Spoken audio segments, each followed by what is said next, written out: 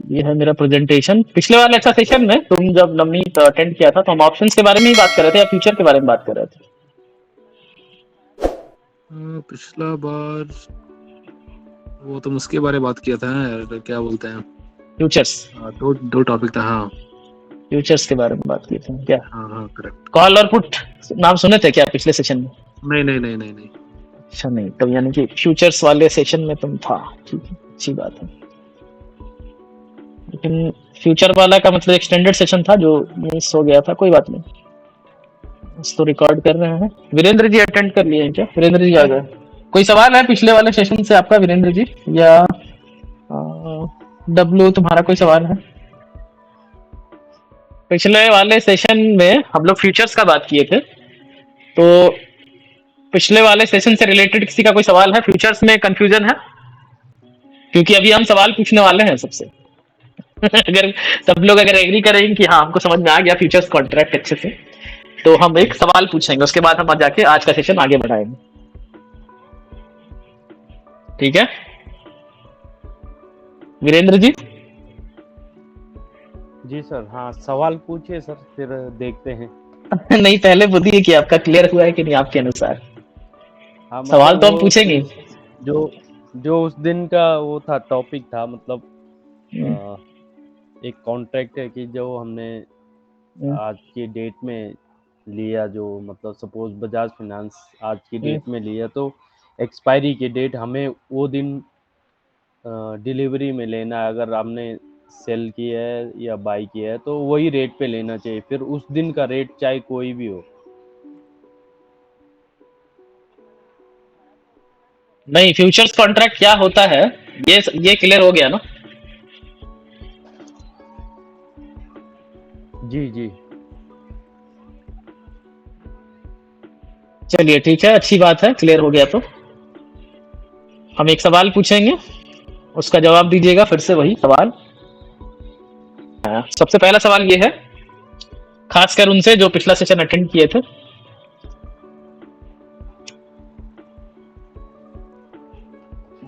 कोई एक शेयर का नाम बताइए वीरेंद्र जी, या कोई बताइए जो फ्यूचर एंड ऑप्शंस में है। नहीं एचडीएफसी नहीं, कोई और। SBIN FUT।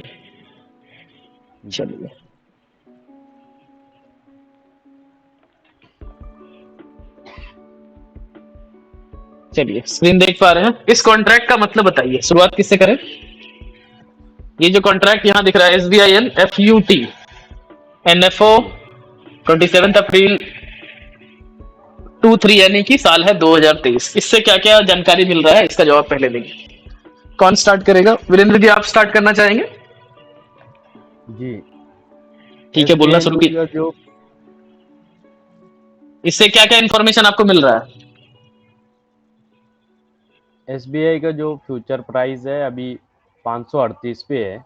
चलिए ठीक है, ये पहला इन्फॉर्मेशन है कि SBIN का फ्यूचर कॉन्ट्रैक्ट का प्राइस चल रहा है 538 रुपए। ठीक है, एक मिनट से स्पॉट भी ऐड कर देते हैं, एक सेकंड। SBIN स्पॉट ऐड कर देते हैं। चलिए ये है स्पॉट प्राइस और फ्यूचर प्राइस में क्या अंतर होता है? स्पॉट प्राइस मतलब करंट प्राइस और फ्यूचर का थोड़ा डिफरेंस होता है। क्या होता है बताइए, अपनी भाषा में समझाइए, ऐसा नहीं कि आपको जार्गन से इस्तेमाल करके नहीं। जैसे अभी SBI नॉर्मल स्टॉक अगर 538 पे चल रहा है तो फ्यूचर में अभी कितने में चल रहा है? अगर मुझे स्टेट बैंक ऑफ इंडिया का स्टॉक खरीदना है तो वो कितने पे चल रहा है, कितना प्राइस पे चल रहा है? 31 में दिखा रहे हैं। 31 नहीं, पूरा नंबर बताइए, नहीं तो कंफ्यूजन होगा ना। 531। हाँ, अगर मुझे स्टेट बैंक ऑफ इंडिया, तो ये कौन सा प्राइस है? SBIN फ्यूचर, ये क्या बोल रहा है? SBI अगर मुझे खरीदना है तो मुझे अगर स्टेट बैंक ऑफ इंडिया खरीदना है तो मैं ये वाला स्पॉट क्यों ना उठा लूं? फ्यूचर्स का क्या मतलब है? हाँ ये बताइए मुझे सवाल का जवाब। अभी सबके पास सबको अपना अपना जवाब जो है रेडी रखेंगे, सबके पास बारी बारी से आएंगे। खाली उनको माफी मिलेगा जो कि पिछले सेशन में नहीं थे। जो ये अभी स्पॉट प्राइस चल रहा है ये फ्यूचर में ही है, क्योंकि हमने अभी फ्यूचर का चार्ट लगा रखा है तो फ्यूचर में ही है 531। नॉर्मल जब हम नॉर्मल में थोड़ा डिफरेंस है, मेरे ख्याल से डिफरेंस रहता है। तो जब हम फ्यूचर में डील करते हैं तो फ्यूचर में फ्यूचर में सेलेक्ट करके ही प्राइस चूज करना पड़ेगा। चलिए ठीक है, आपका ये जवाब है। चलिए किसी और पे जाते हैं। अनूप, जवाब देंगे आप? माइक को अनम्यूट कर लीजिए और जवाब दीजिए। नहीं है क्या?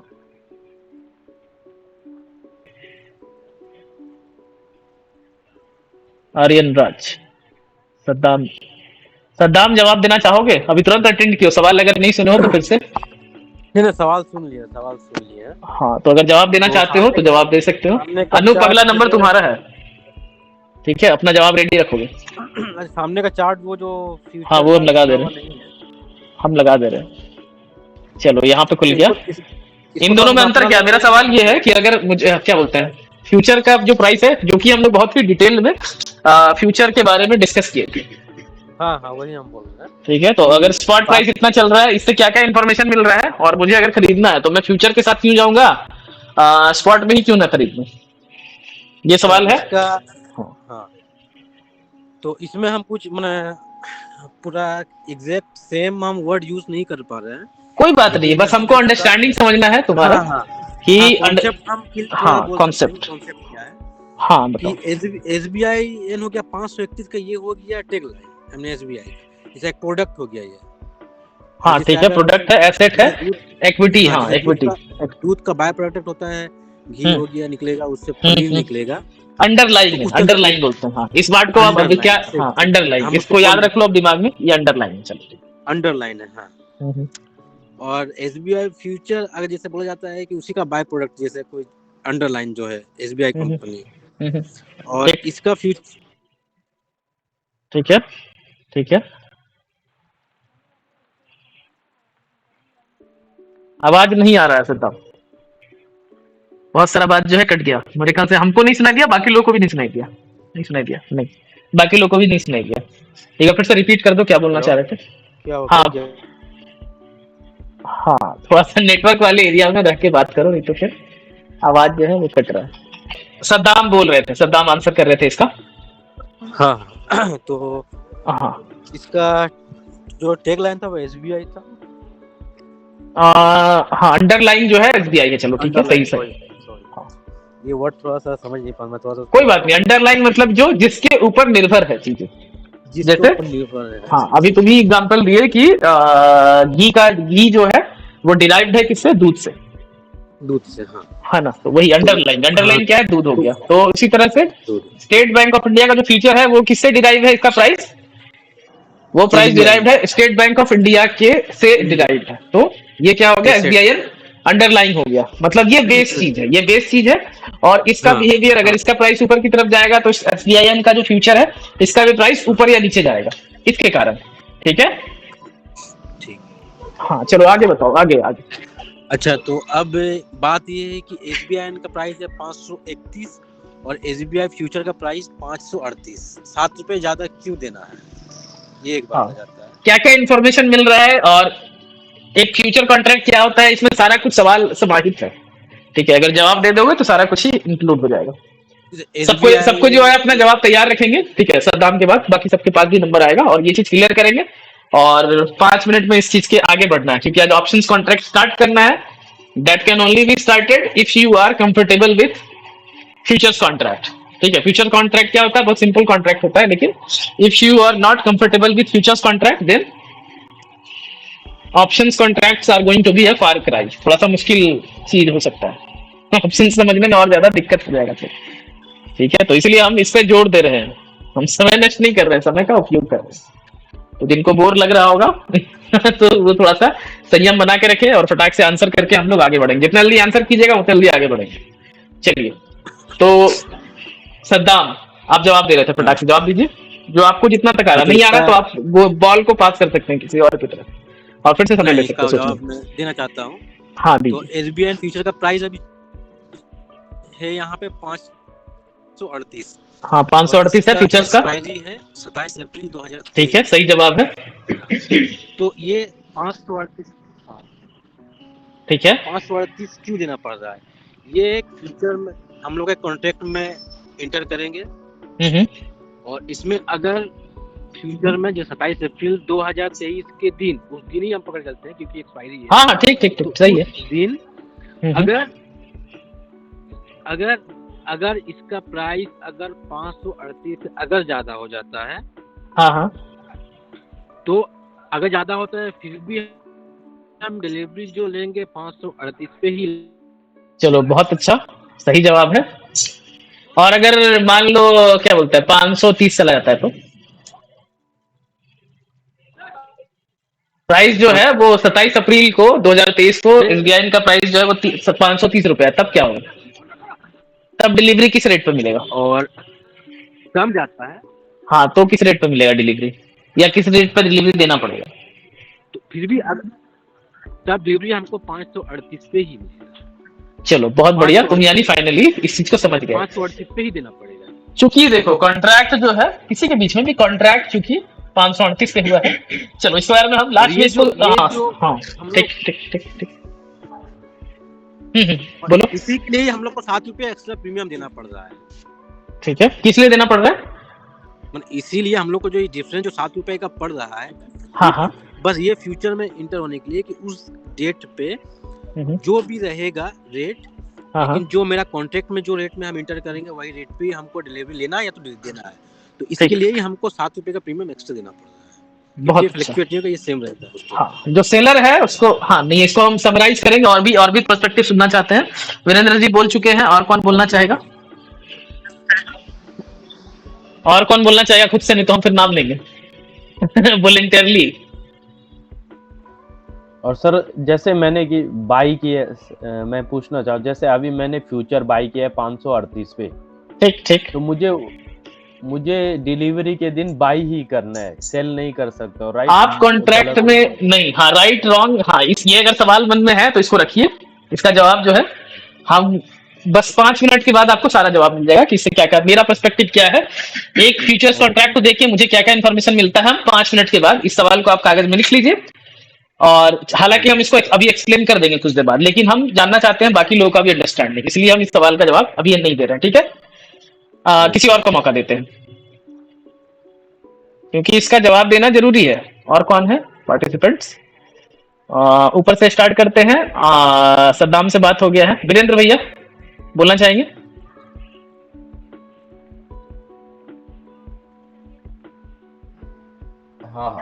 हाँ बोलिए। चलिए ये है एसबीआई का फ्यूचर यहाँ पे लगा हुआ है। सवाल हम फिर से रिपीट कर देते हैं कि अगर हमको खरीदना है तो हम क्या बोलते हैं, ये जो स्पॉट प्राइस दिख रहा है इस पे क्यों ना खरीद लें। और अगर हम फ्यूचर्स कॉन्ट्रैक्ट में एंटर हो रहे हैं तो इसमें क्या क्या चीज आपको इन्फॉर्मेशन मिल रहा है, क्या अधिकार मिल रहा है या क्या आपके ऊपर ऑब्लिगेशन लग रहा है, सारा कुछ इस कॉन्ट्रैक्ट से आपको क्या क्या इन्फॉर्मेशन मिल रहा है वो हम जानना चाहेंगे। आप चलिए बोलना शुरू कीजिए। ये एक्सपायरी है 27 तारीख का। ठीक है, सही जवाब है 27 अप्रैल 2023। ठीक है, हाँ 23 का। और उसके बाद फिर इसका स्ट्राइक प्राइस है 538। 538 you can call it strike price. हाँ जिस रेट पे डील हो रहा है ये इसका फ्यूचर प्राइस बोलते हैं। स्ट्राइक प्राइस एक्चुअली हम लोग ऑप्शंस में इस्तेमाल करते हैं। अच्छा ठीक है, हाँ हाँ ये फ्यूचर्स का रेट होता है, मतलब कि हाँ ये फ्यूचर प्राइस होता है। स्ट्राइक प्राइस एक्चुअली थोड़ा सा अलग गलत हो जाएगा इसको बोलना। ठीक है, ये फ्यूचर प्राइस है। चलिए ठीक है ठीक है ठीक है, कोई बात नहीं। जैसे हाँ, आगे कॉन्ट्रैक्ट में जाते हैं तो it will be same till the expiry the delivery price actually.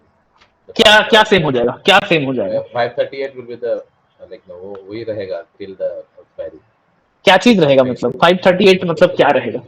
उसका एसबीआई का जो पुट है ना, जो ये फ्यूचर जो है, हाँ हाँ प्राइस है जो 538। नहीं, अगर आप मान लीजिए, ठीक है हम सवाल को थोड़ा सा और एलोबरेट करते हैं। अगर मान लीजिए कि आपने ये कॉन्ट्रैक्ट आपने लिया है, आप इसमें एंटर किए हैं एज ए बायर, तो 27 अप्रैल को 2023 आपके साथ क्या होगा इस कॉन्ट्रैक्ट में? चूंकि आप एज ए बायर एंटर किए हैं तो आपके साथ क्या होगा? इसके साथ प्रीमियम भी रहता है साथ में, तो एक्सपायरी तक अगर हम परचेज भी करेंगे तो अगर कम और ज्यादा कुछ भी हो लेकिन मेरा प्राइस यही रहेगा 358 रहेगा पहला। दूसरा है कि एक्सपायरी होने पे इसका जो प्रीमियम है जो खत्म हो जाएगा एक्चुअली। हाँ ठीक है, प्रीमियम खत्म हो जाएगा, मतलब दोनों का डिफरेंस खत्म हो जाएगा। चलिए ये एक आप एक्स्ट्रा इन्फॉर्मेशन बताया जो कि मेरे दिमाग में भी नहीं था, शायद हम ये नहीं बताते। हाँ, एक्सपायरी जब होगा तो इस बात को हम रिपीट कर देते हैं कि एक्सपायरी जब होगा तो एक्सपायरी के दिन दोनों के बीच का जो डिफरेंस है दैट विल पेरिश, खत्म हो जाएगा वो डिफरेंस। दोनों का जो प्राइस है, आप अगर एक्सपायरी के दिन देखिएगा 27 अप्रैल को जाके, तो मान लीजिए कि इसका रेट जो है 550 चला गया, तो इसका भी प्राइस जो है एसबीआई फ्यूचर का आखिरी घंटे में आप देखिएगा कि दोनों का प्राइस सेम हो गया है। ठीक है, चलिए और क्या इन्फॉर्मेशन मिल रहा है? ये एक अच्छा इन्फॉर्मेशन आप बताएं, और बताइए क्या इन्फॉर्मेशन मिल रहा है अगर आप। हाँ क्वेश्चन है, मैं ऐसा करूंगा। हाँ, आप एज ए सवाल मैंने बदल दिया है कि आप एज ए बायर इसमें घुसे हुए हैं। ठीक है, आप इस कॉन्ट्रैक्ट में बायर है, तो आपके साथ क्या होगा 27 अप्रैल 2023 को? आपका क्या लाइबिलिटी है आपके ऊपर, आपका ऑब्लिगेशन क्या है, या आपका अधिकार क्या है, उसके बारे में अगर आप बात कीजिएगा तो आंसर मिल जाएगा। अच्छा, ये मेरे को मतलब मेरा ऑब्लिगेशन ये है कि हाँ, क्या ऑब्लिगेशन है? खरीदना है मतलब।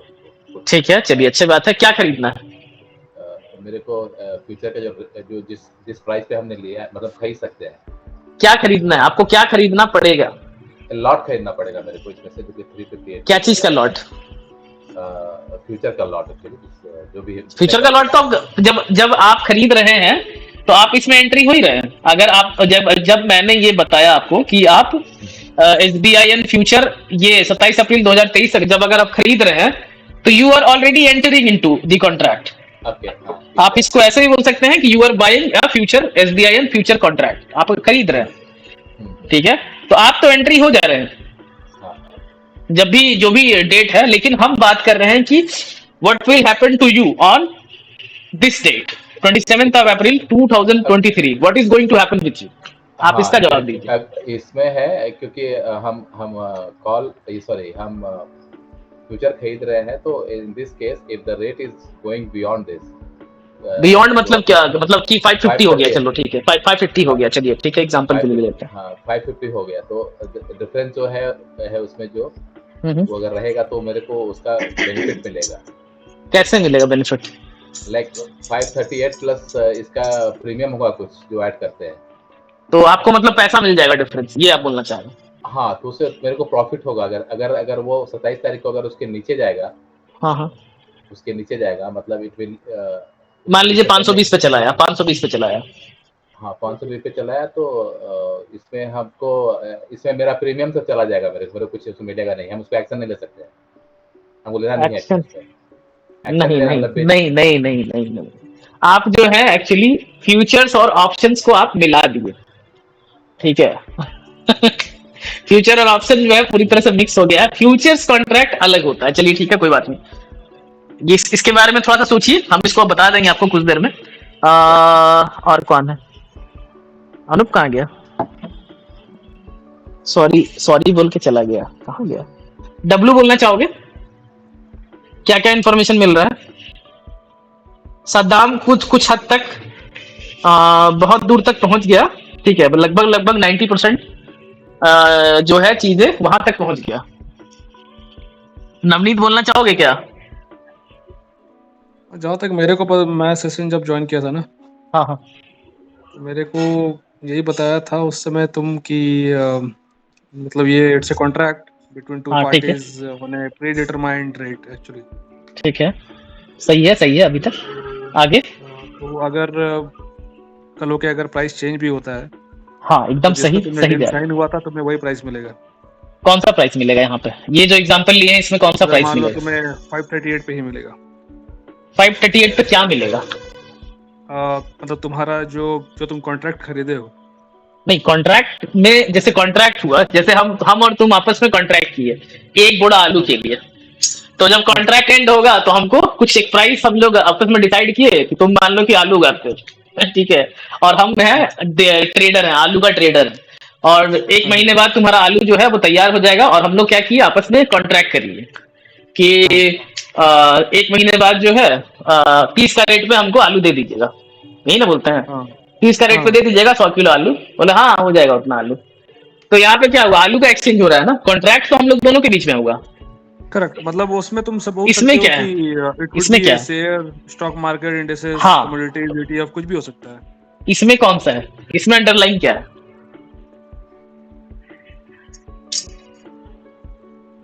इसमें एक्सचेंज किस किस किस चीज के एक्सचेंज का यहाँ पे बातचीत हो रहा है?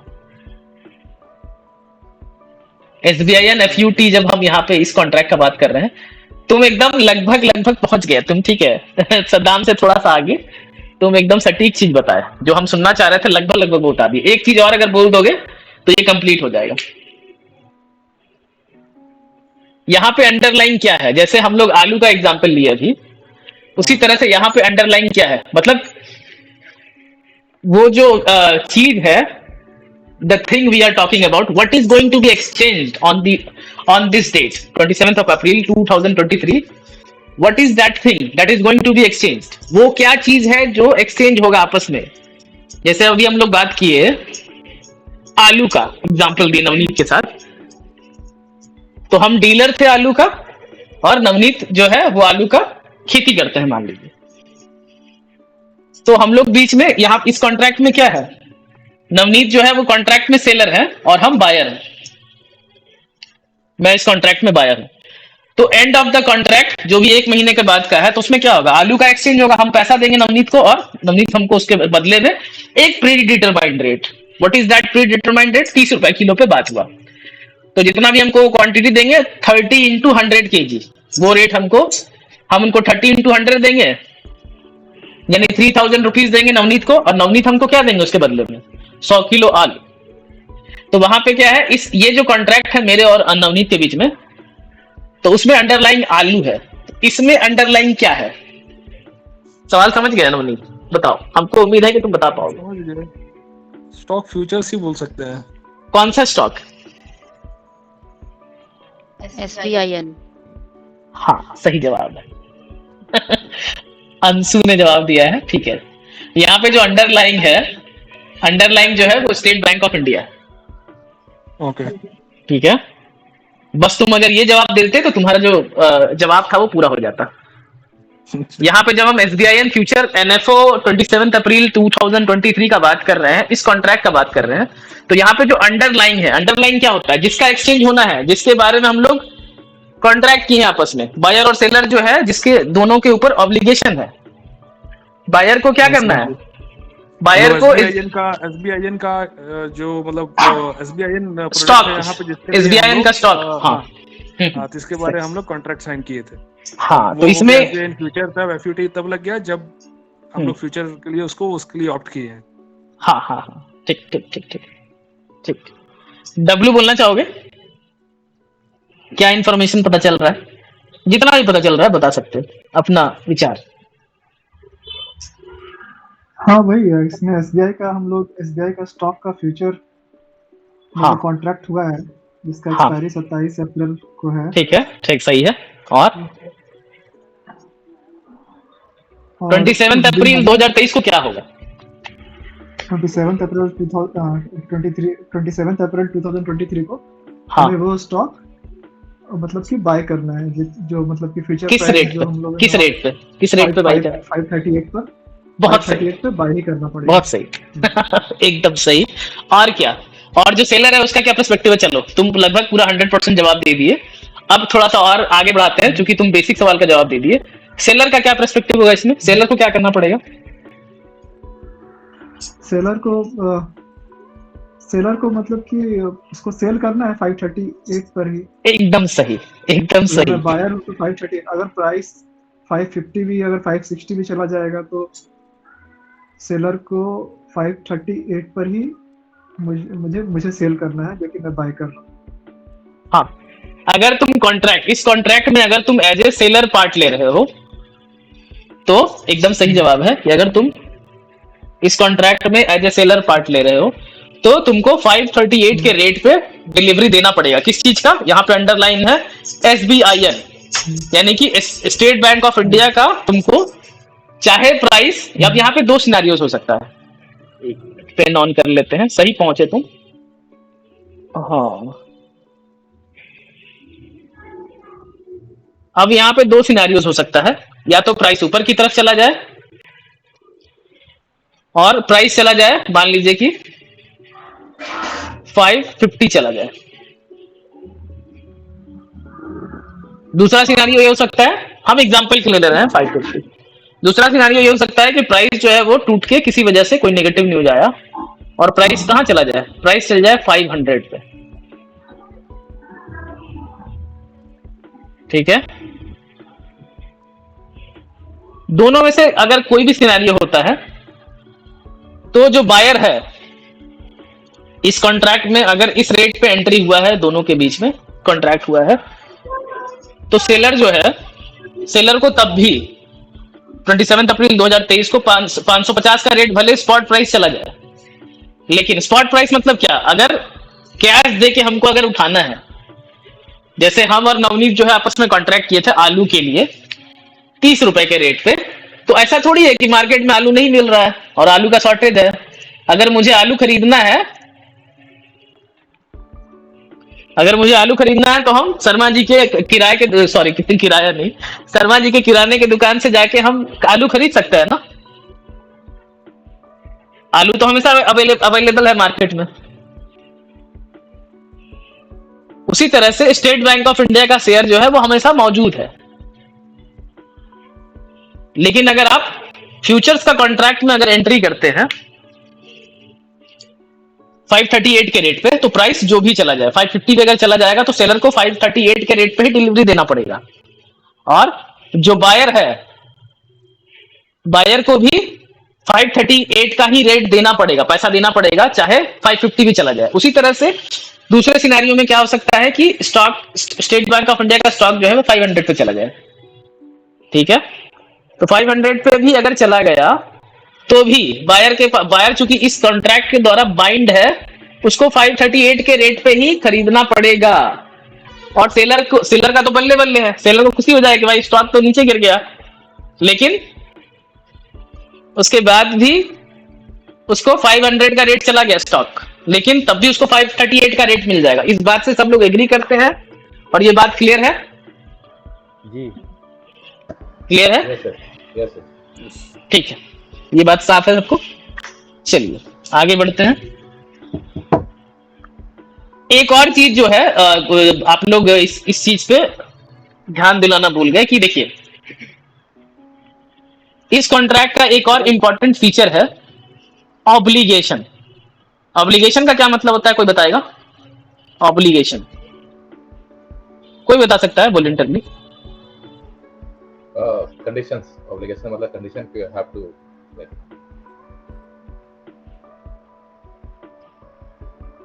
ऑब्लिगेशन टर्म्स एंड कंडीशंस है कहने का मतलब। ऑब्लिगेशन मतलब अनुबंध होता है। अनुबंध कुछ ज्यादा ही हिंदी हो गया। Contract right. हाँ, मतलब अनुबंध एक्चुअली एकदम एग्जैक्ट टर्म है, लेकिन कुछ ज्यादा ही हिंदी हो गया। जैसे ऑब्लिगेशन समझ में नहीं आ रहा होगा किसी को, उसी तरह से अनुबंध भी नहीं समझ में आ रहा होगा। मतलब कानून भी बोल सकते हो। कानून, हकदार, दायित्व। दायित्व, हाँ दायित्व भी है। ऑब्लिगेशन का मतलब ये होता है कि आप किसी नियम कानून से बंधे हुए हैं। ठीक है, आप किसी नियम कानून से बंधे हुए हैं कि आपको ये चीज करना ही करना पड़ेगा। अगर आप ये नहीं करते हैं तो आपको पेनल्टी लगेगा या आपको ये पालन कराया जाएगा। तो सोसाइटी में बहुत सारा जो नियम कानून हम लोग देखते हैं कि हम किसी का सामान चोरी नहीं कर सकते, तो ये ऑब्लिगेशन है। हमारे पास ऑप्शन नहीं है कि अगर किसी के पास अगर मान लीजिए कि एक 50 लाख का गाड़ी है, तो हम क्या है कि सोसाइटी का और कानून, भारतीय जो कानून है, 50 लाख रुपीस का किसका गाड़ी है, तो अगर हमारे मन में इच्छा आया कि हम जाके उसको चुरा ले, उससे छीन ले, तो क्या हम कर सकते हैं ये काम? ये काम हम नहीं कर सकते। तो हम लोग जो है नियम कानून से बंधे हुए हैं। हम लोग ऑब्लिगेटेड हैं इस चीज से कि हम किसी का पीस को डिस्टर्ब नहीं कर सकते और हम किसी का प्रॉपर्टी को चुरा नहीं सकते। सामने वाला मेरे ऊपर केस कर सकता है या हमको गिरफ्तार करवा सकता है। तो सामने वाला का गाड़ी अगर अच्छा है तो हम लोग देख के खुश हो सकते हैं, दुखी हो सकते हैं, लेकिन हम उस पर किसी तरह का उसका डैमेज नहीं कर सकते और चुरा नहीं सकते, उसको धमका नहीं सकते। समझ रहे बात को? तो ये हमारा ऑब्लिगेशन है, बाध्यता है। उसी तरह से इस कॉन्ट्रैक्ट में भी जो बायर और सेलर है दोनों बाइंड है, यानी कि बायर अगर बोलता है ये कॉन्ट्रैक्ट एक्सपायर होता है 27 अप्रैल को, नहीं भाई मेरे पास पैसा नहीं है, हमको खरीदना नहीं है, तो ये चीज पॉसिबल नहीं है। उसको जो है इस कॉन्ट्रैक्ट को फॉलो करना ही पड़ेगा, मतलब कि 529 के रेट पे, इस वाले रेट पे उसको, जो इसका लॉट साइज है, एसबीआई का लॉट साइज क्या है कोई बताएगा? अगर यहां पे बाई में जाएंगे, इसका लॉट साइज है 1500 का, ठीक है, 1500 का लॉट साइज है। मतलब कि आप एक स्टॉक के लिए कॉन्ट्रैक्ट नहीं कर सकते। जैसे कि अगर हम नवनीत के पास जाएंगे, अभी हम लोग एग्जांपल लिए थे आलू का, हम ट्रेडर हैं और नवनीत आलू मान लीजिए उपजाते हैं, तो हम अगर नवनीत के पास जाएंगे कि भाई हमको जो है 1 किलो आलू के लिए कॉन्ट्रैक्ट कर लेते हैं, तो नवनीत हमको क्या बोलेंगे कि पागल है क्या, जाओ जाके शर्मा जी के राशन दुकान से खरीद लो, 1 किलो आलू हम बेचेंगे, पागल है क्या? कम से कम 100 किलो का अगर कॉन्ट्रैक्ट करना है तो 100 किलो का, हम जो है 1000 किलो आलू उगाते हैं, और अगर करना है मिनिमम तो कम से कम 100 किलो आलू खरीदना पड़ेगा, तब जाके 1 महीने का बाद का हम रेट देंगे तुमको। नहीं तो 1 किलो आलू खरीदना जाके स्पॉट प्राइस से जाके खरीद लो। तो ये तो ऑब्वियस सा बात है, वहां पे आपको इस बात समझ में आ गया। उसी तरह से यहाँ पे भी एक लॉट साइज होता है, ठीक है, लॉट साइज होता है, और उस लॉट साइज यहाँ पे क्या है 1500 का लॉट साइज है, यानी कि मिनिमम जो कॉन्ट्रैक्ट साइज है वो 1500 का, यानी कि एक स्टॉक के लिए आप नहीं अनुबंध कर सकते हैं। ये बात क्लियर है सबको? तो यहाँ पे क्या है कि बायर और सेलर दोनों ऑब्लिगेटेड है। सेलर है, seller is obligated to sell at 538 rupees, seller के पास बाध्यता है कि 538 रुपए के रेट पे वो उसको बेचना ही बेचना पड़ेगा। उसी तरह से बायर के पास भी ये ऑब्लिगेशन है कि उसको 538 के रेट पे खरीदना ही खरीदना पड़ेगा।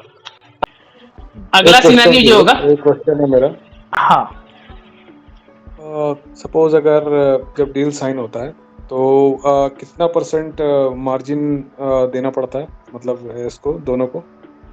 लगभग देखो, ये दोनों पार्टीज को लगभग जैसे परसेंटेज टर्म में नहीं होता है, ठीक है, ये डिपेंड करता है, अलग अलग स्टॉक के लिए अलग अलग मार्जिन देना होता है।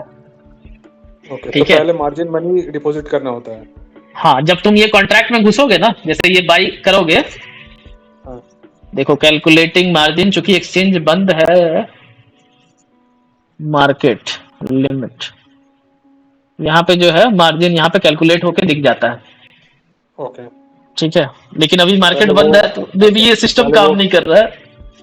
तो ये जैसा स्टॉक होता है ना, उसके बाद आगे का प्रोसीजर स्टार्ट हाँ, होगा। तुम जब ये पोजीशन बनाओगे ना यहाँ पे बाई ट्रांजेक्शन या सेल ट्रांजेक्शन जैसे ही करोगे, तो तुम्हारे अकाउंट में मान लो कि 1.5 लाख रुपए होना चाहिए। अगर स्टेट बैंक ऑफ इंडिया का मार्जिन रिक्वायरमेंट मान लो 1.5 लाख रुपए है, तुम्हारे इस अकाउंट में 1.5 लाख रुपया होना चाहिए, तभी जाके तुम इस कॉन्ट्रैक्ट में एंटर कर पाओगे।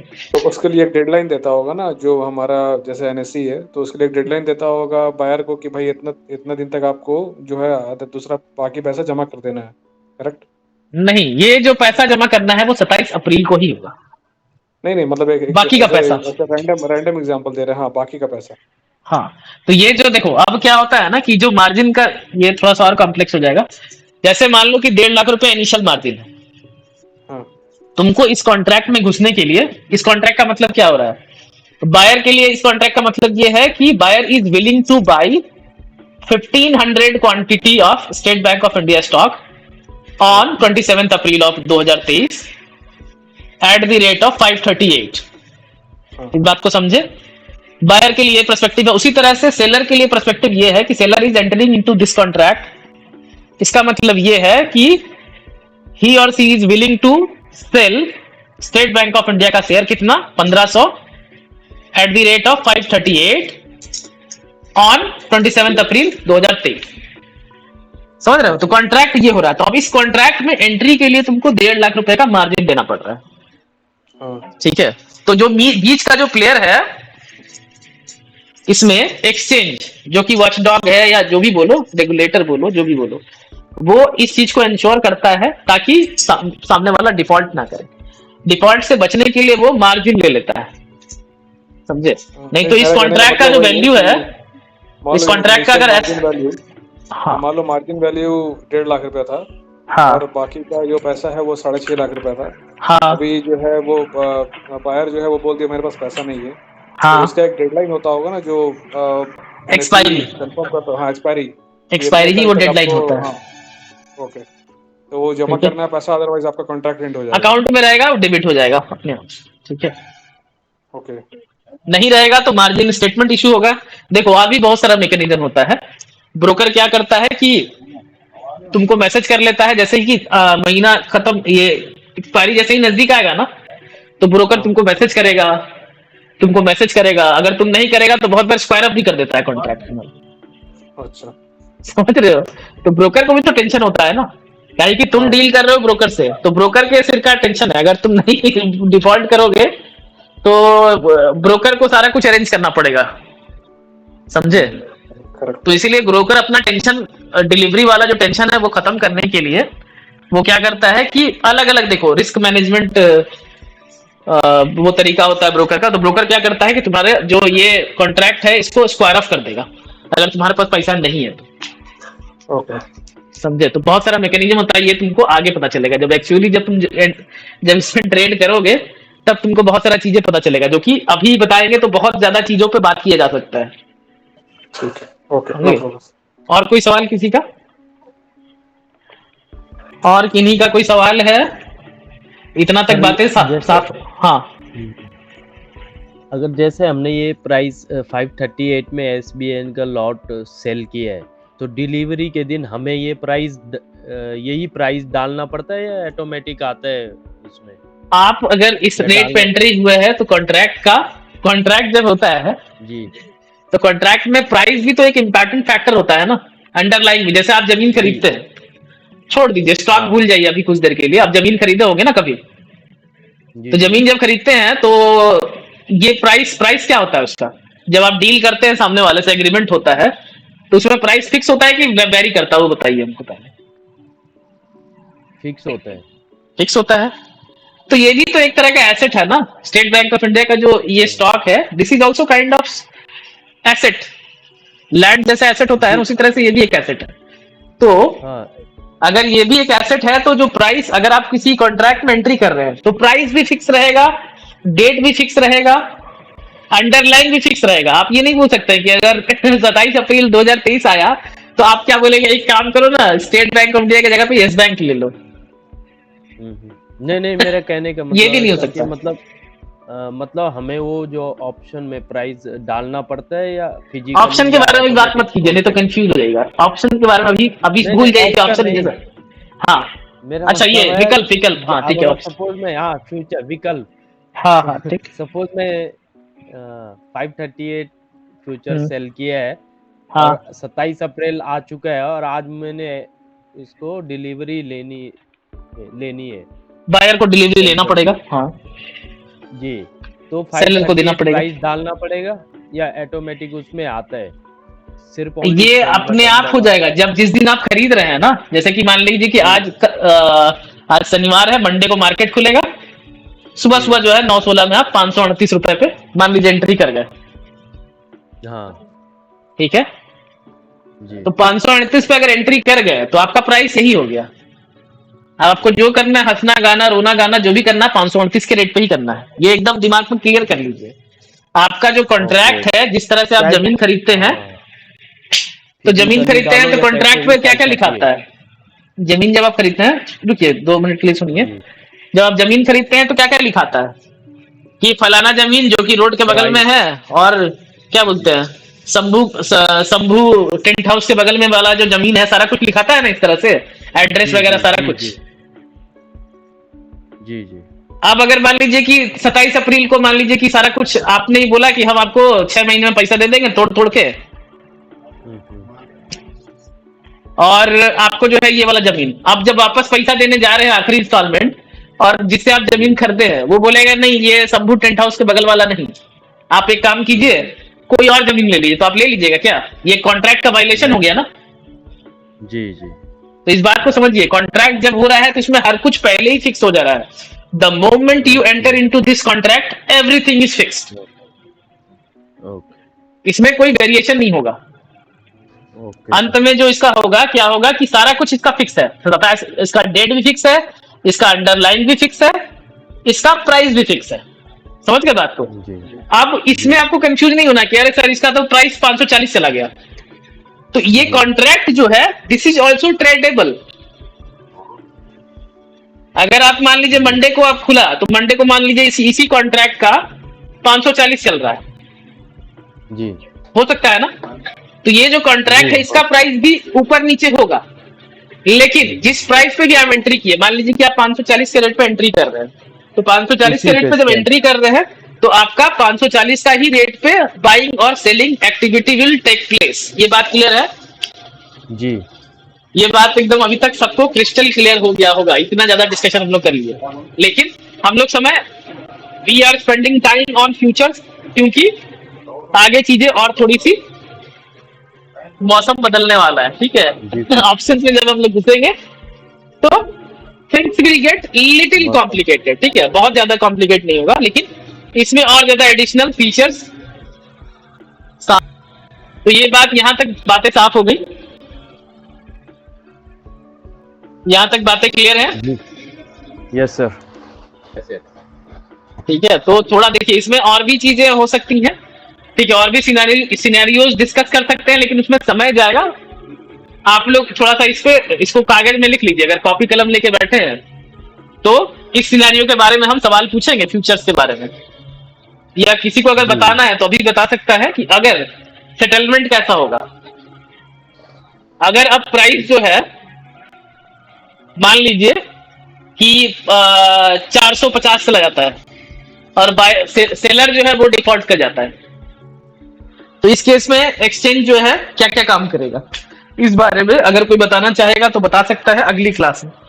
सवाल लिख लीजिए, ये होमवर्क है।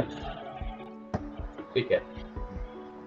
स्टेट बैंक ऑफ इंडिया के एक कॉन्ट्रैक्ट में आप एंटर किए जिस 538 के रेट पे, जिसका एक्सपायरी है 27 अप्रैल। लिखते जाइए इसको, और करना ये है, प्राइस जो है वो चला जाता है 450। लिखते जाइए इसको,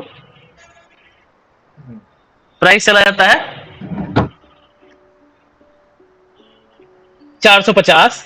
इस केस में क्या होता है कि सेलर डिफॉल्ट कर जाता है, सेलर बोलता है मेरे पास स्टॉक नहीं है,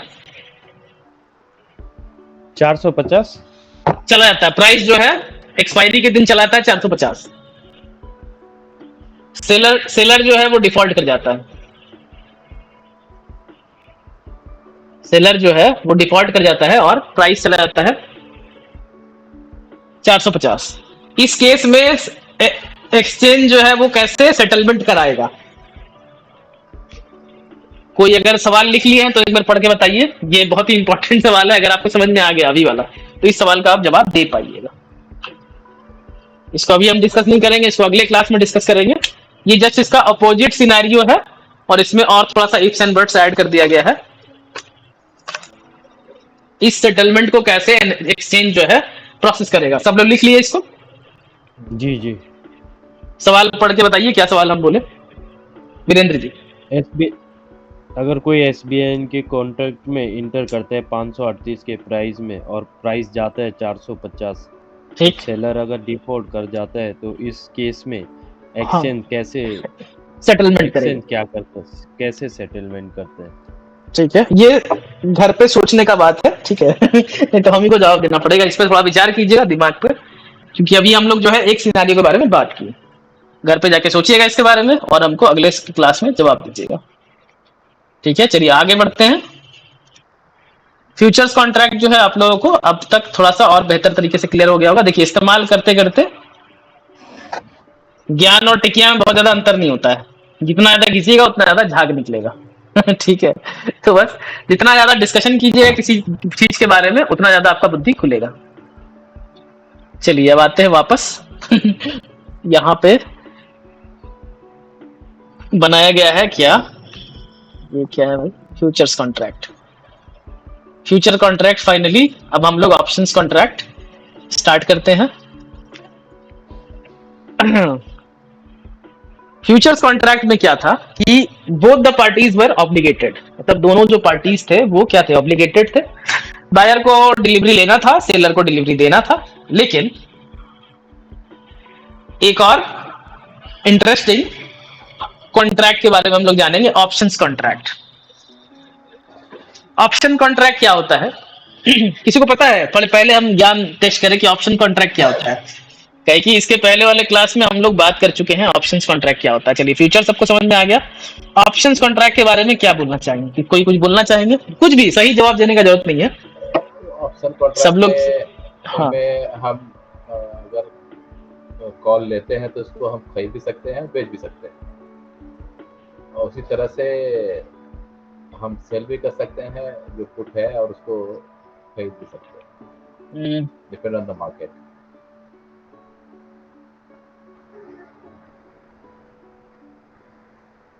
फ्यूचर कॉन्ट्रैक्ट में था कि बायर हैज टू बाय, हाँ ठीक ठीक ठीक ठीक, सेल, हाँ हाँ, लेकिन इसमें है कि डिपेंड ऑन कंडीशन। अगर हम कॉल ऑप्शन लेते हैं तो उसमें अगर मार्केट बुलिश है तो हम इसको रख सकते हैं, मतलब खरीद सकते हैं बुलिश होने पे, और हम बेच भी सकते हैं अगर लगता है कि बुलिश नहीं है तो उस बीच में बेच के निकल सकते हैं। नहीं, थोड़ा सा और क्लियर कीजिए इसको, बारी बारी सब तक आएगी।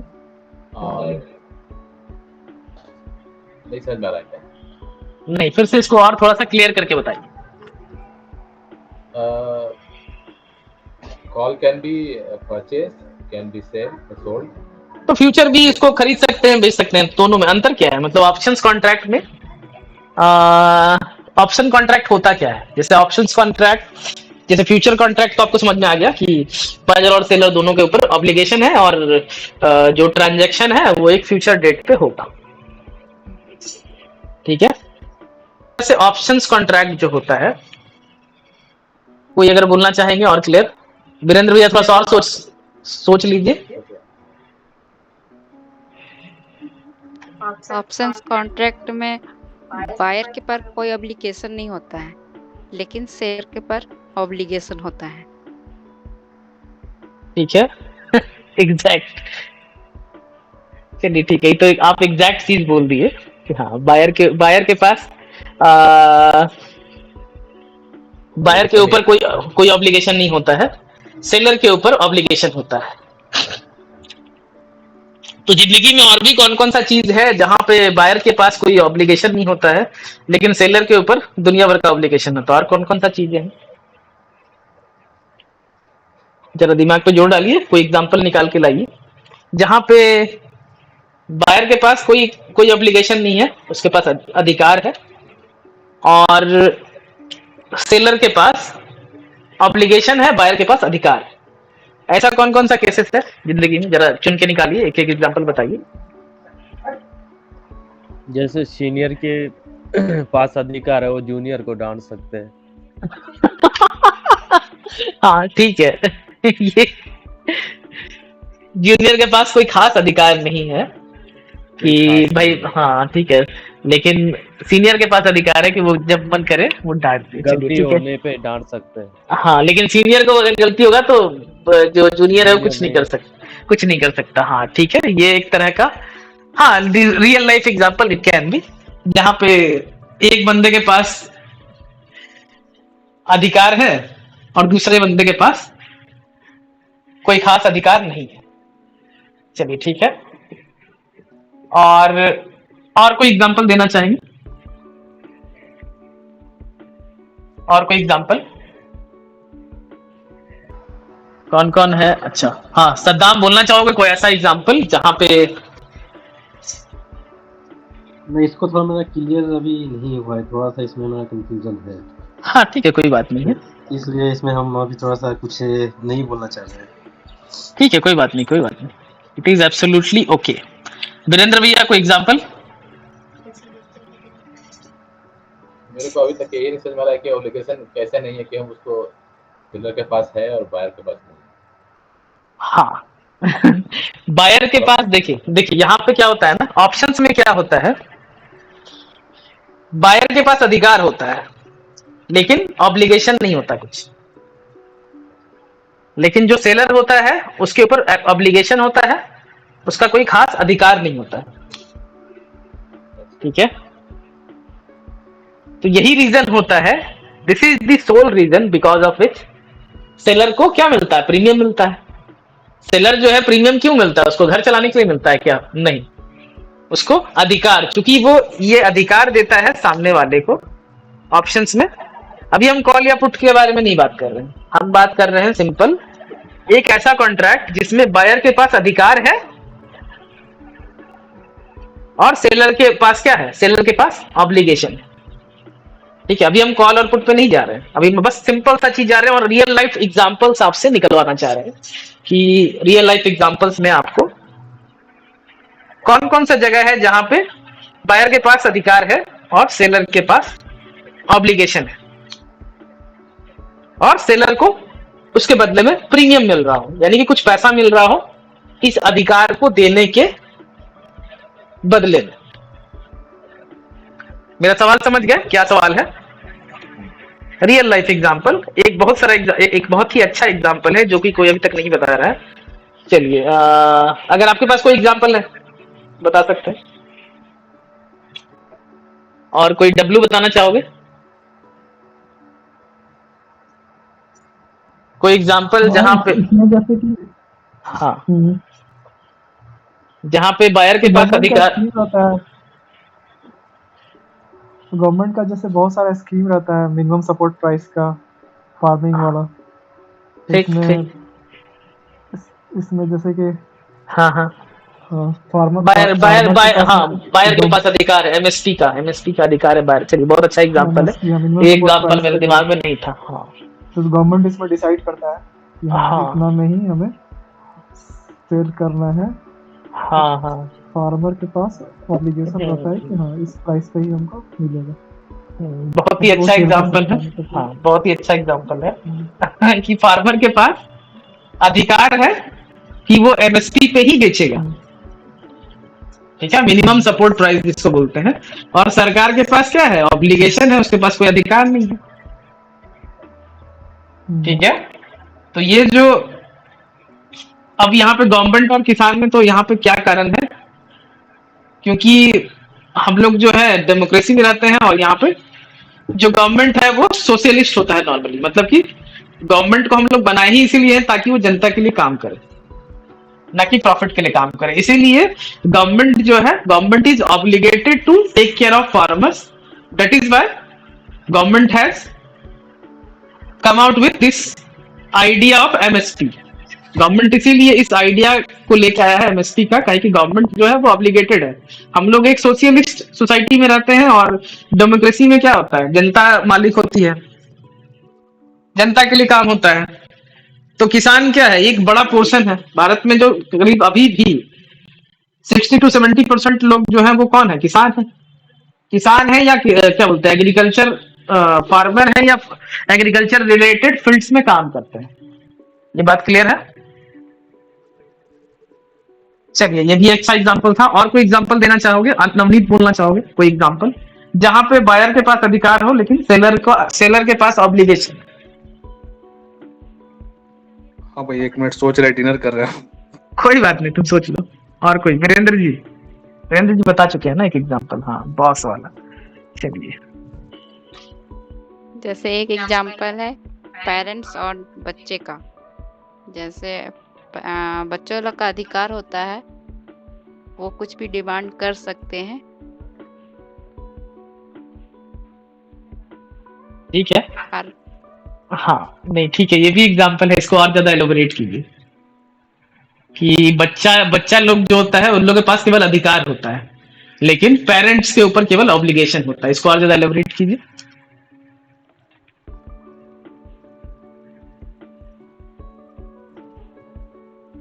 ठीक है, लगभग ठीक एग्जांपल है ये, कि ये भी एक सिनारियो है जहां पे बच्चा लोग जो होता है, जब बच्चा छोटा होता है, जब बच्चा बड़ा हो जाता है तब नहीं, तब उसके ऊपर भी एक ऑब्लिगेशन आना पड़ता है कि he or she will have to take care of his or her parents. लेकिन जब छोटा होता है तो उसके पास दुनिया भर का केवल अधिकार होता है, उसके पास पूरा अधिकार होता है कि घर में आग लगा दे और उसको कोई कुछ नहीं बोलेगा। उसका टेक केयर करना है, उसको स्कूल में पढ़ाना है, उसको शिक्षा देना है, उसका डाइट को मेंटेन करना है, वो हेल्दी रहे, वो बीमार होगा तो उसको इलाज कराना है।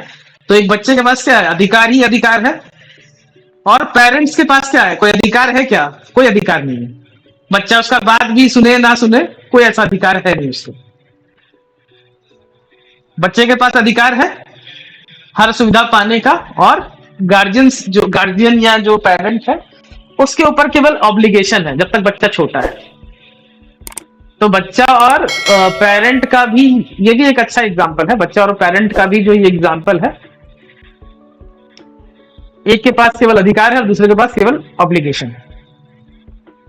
अब यहाँ पे इसको अगर थोड़ा सा और एडवांस में ले जाया जाए, जो कि हम एलाबोरेशन चाह रहे थे अंशु से, लेकिन वो आगे नहीं बताई। तो देखिए, ये चीज पेरेंट्स जो है वो बच्चे के ऊपर क्यों इन्वेस्ट कर रहे हैं? क्योंकि कहीं ना कहीं नॉर्मल सिनेरियो में हम बात कर रहे हैं, ठीक है। There can be parents who do not expect anything from their children, लेकिन हम नॉर्मल सिनेरियो में बात कर रहे हैं कि पेरेंट्स का भी क्या होता है, कुछ एक्सपेक्टेशन होता है, ठीक है। तो यहाँ पे सेलर, अगर हम वापस घूम के आए ऑप्शंस में, तो ऑप्शन में जो क्या होता है, सेलर क्यों अधिकार दे रहा है? सेलर जो है वो क्यों अधिकार दे रहा है? सेलर अधिकार दे रहा है क्योंकि उसको प्रीमियम मिल रहा है। सेलर को क्या मिलता है? प्रीमियम मिलता है, इसीलिए वो अधिकार देता है बायर को। ये बात सबको समझ में आ रहा है? उसी तरह से जो एग्जांपल अंशु ने जो एग्जांपल बताया, उस एग्जांपल में क्या है कि जो पेरेंट्स है वो अपने बच्चे के ऊपर इसीलिए काम कर रहे हैं कि शायद जो है बच्चा बड़ा होके उनके ओल्ड एज में शायद हेल्प करेगा, फाइनेंशियली इमोशनली हेल्प करेगा, ठीक है। ये बात ठीक है। तो इस एक्सपेक्टेशन के साथ तो कुछ ना कुछ कारण होता है, ठीक है। कोई भी जो ट्रांजेक्शन होता है उसका कुछ ना कुछ कारण होता है। तो अलग अलग केसेस में इसी तरह से यहाँ पे जब ऑप्शंस कॉन्ट्रैक्ट के बारे में हम लोग बात कर रहे हैं, तो इस केस में क्या हो रहा है कि सेलर को प्रीमियम मिल रहा है सामने वाले को अधिकार देने के लिए, ठीक है। अधिकार क्या हो, बेचने के लिए, राइट? हाँ, खरीदने का अधिकार, ठीक है। अच्छा, जो ऑप्शंस में क्या होता है, देखिए ऑप्शन में क्या होता है,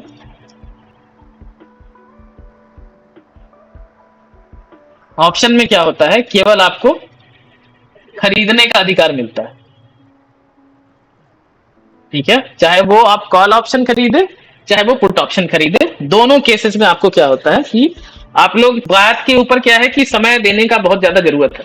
अगर ये बेसिक्स क्लियर नहीं होगा ना, तो आप लोग एडवांस में कुछ नहीं कर पाएगा, इतना ज्यादा कंफ्यूज हो जाएगा ना कि दिमाग का दही हो जाएगा। इसीलिए बेसिक चीजों पे जो बात कर रहे हैं, तो आराम से रिलैक्स होइए, ठीक है।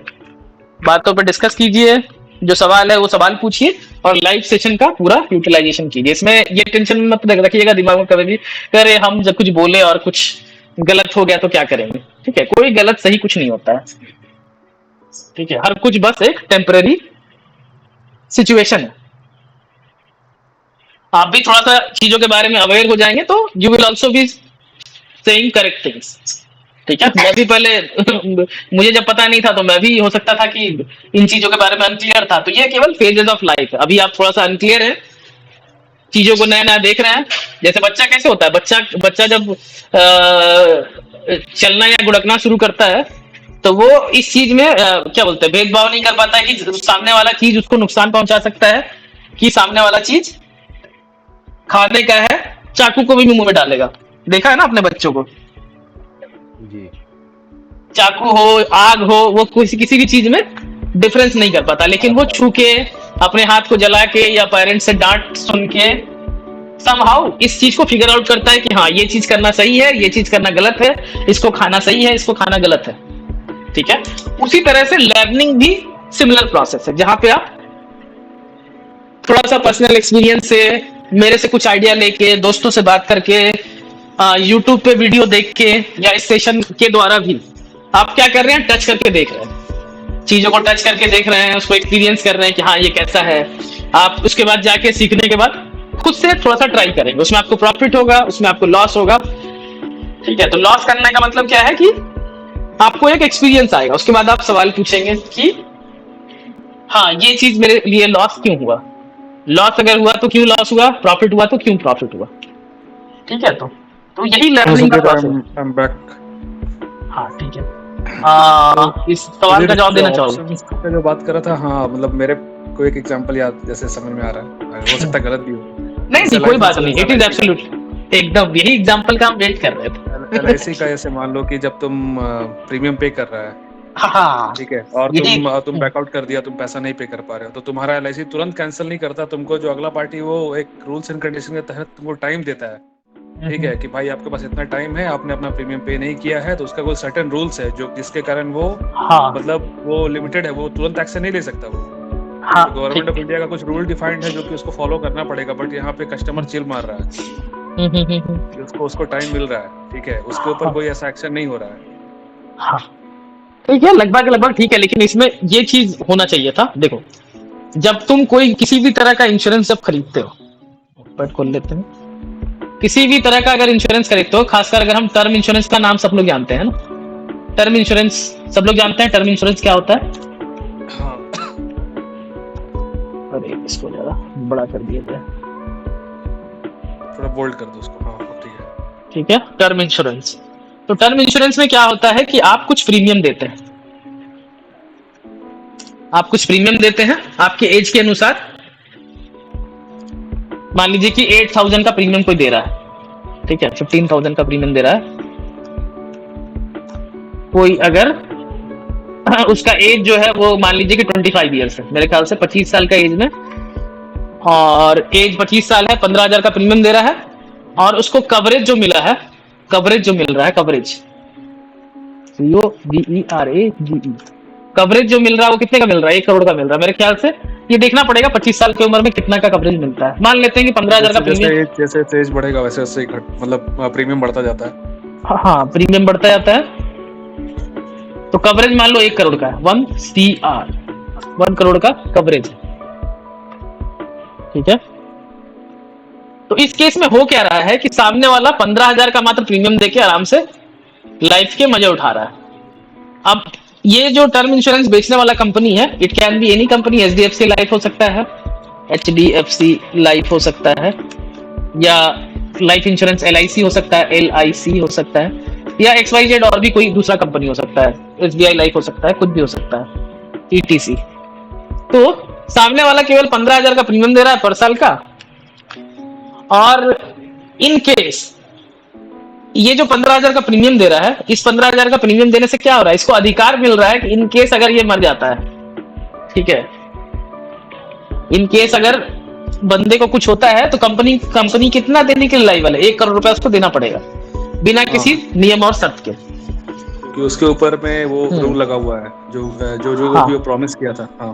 हाँ, तो ये टर्म्स एंड कंडीशन है। तो सामने वाले को केवल 15,000 का प्रीमियम देके ये अधिकार मिल जा रहा है कि इन केस अगर उसको कुछ हो जाता है तो उसके फैमिली को 1 करोड़ रुपया क्रेडिट हो जाएगा, जो नॉमिनी होगा या जो भी लीगल हेयर्स होंगे उनको ये पैसा मिल जाएगा, डिपेंडेंट जो है उनको पैसा मिल जाएगा। तो यहाँ पे भी सेम कंडीशन है, जो ये रियल लाइफ एग्जांपल है, ये भी एक तरह का ऑप्शन है। तो ये जो बंदा है यहाँ पे क्या कर रहा है, एक तरह का ऑप्शन खरीद रहा है, जिस ऑप्शन में उसको प्रीमियम देना पड़ रहा है, और सामने जो कंपनी है, कंपनी क्या है, ऑब्लिगेटेड है, company is obligated to honour this contract. तो इस कॉन्ट्रैक्ट को ऑनर करने के लिए क्या करना पड़ेगा? 1 करोड़ रुपया देना पड़ेगा इन केस ऑफ डेथ, ठीक है।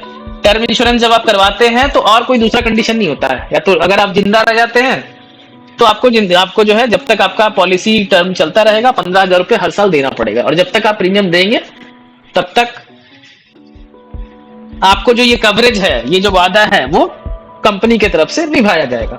और इसके लिए क्या है, कंपनी बैक डाउन नहीं कर सकता है।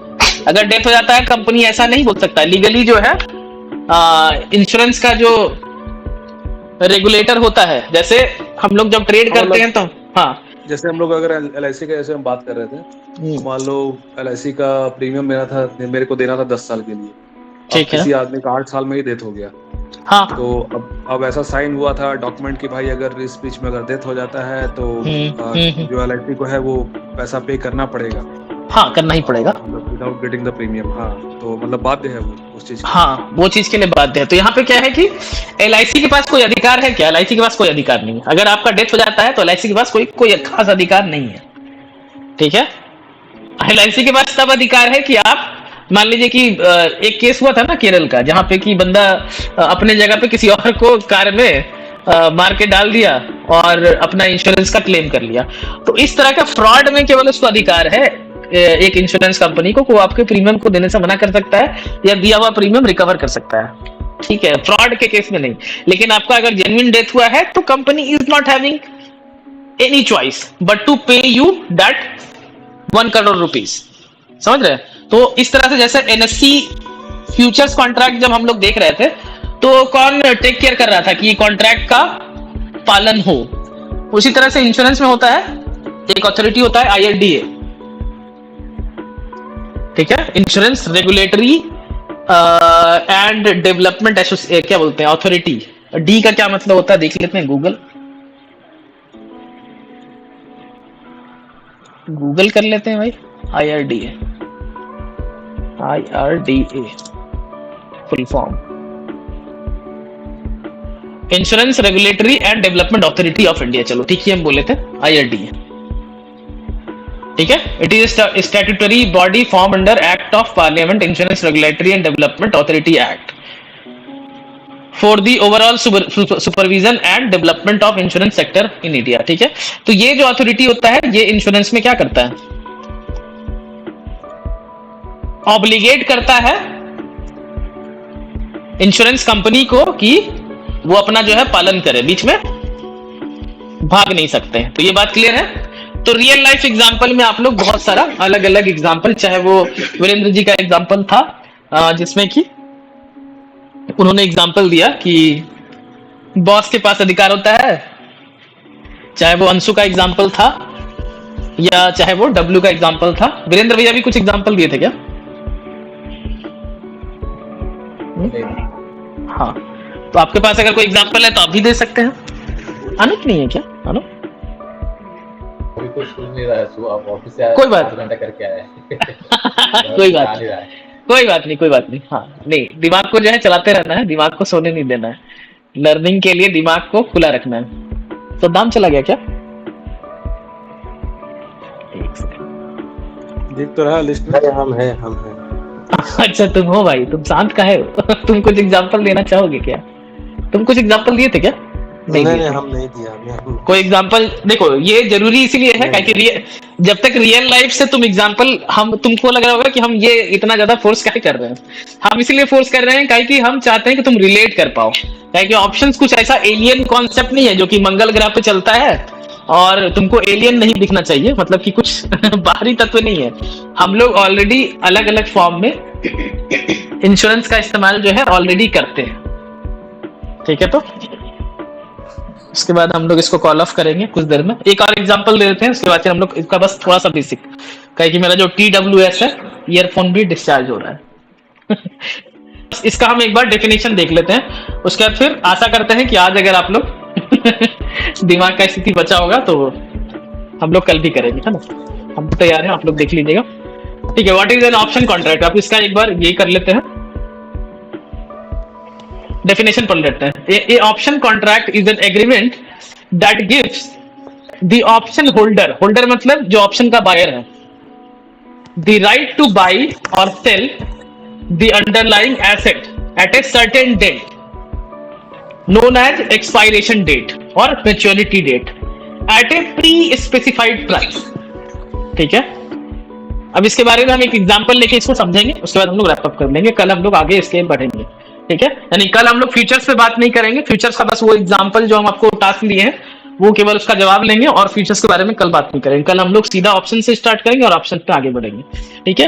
At a pre-specified price known as strike price, अभी वीरेंद्र भैया ने बोला था ना स्ट्राइक प्राइस, तो स्ट्राइक प्राइस जो है वो ऑप्शन का होता है। In contrast the seller or writer of the option has no choice but is obligated to deliver or buy the underlying asset, ठीक है। ये बात क्लियर हुआ? ये बात नहीं क्लियर हुआ होगा, चलिए हम लोग एक एग्जांपल देख लेते हैं और इसके बारे में हम लोग आगे चलिए स्टेट बैंक ऑफ इंडिया ही ले लेते हैं। स्टेट बैंक ऑफ इंडिया का एक कोई भी ऑप्शन कॉन्ट्रैक्ट किस तरह का होता है वो आप पहले देख लीजिए। आज एडवांस में हम लोग कल बात करेंगे, थोड़ा सा और डीप डाइव करेंगे। SBIN